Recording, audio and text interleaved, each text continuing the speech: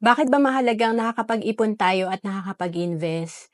Kasi meron tayong permanent expense, permanente yung mga gastos natin, pero yung income natin temporary.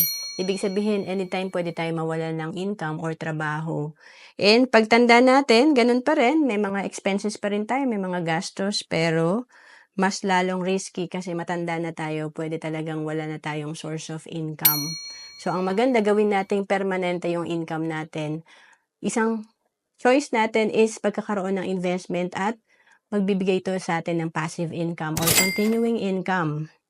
Kaya dapat i-apply natin yung prosperity formula. Ito yung 20% dapat ng kinikita mo ay natatabi mo. Kung hindi mo kaya, pwede mong simulan sa 10% or mas mababang percentage. Ang importante, magawa mo ito ng tuloy-tuloy at masimulan mo.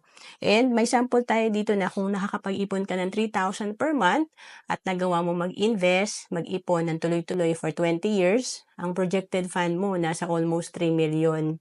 By the time na magre-retire ka, kung may 3 million ka, at kumikita to ng 10% per year, meron kang 300,000 na passive income or money working for you.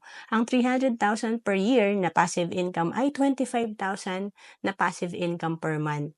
To know more about savings and investment, message mo lang ako sa FB, Rohan Capistrano.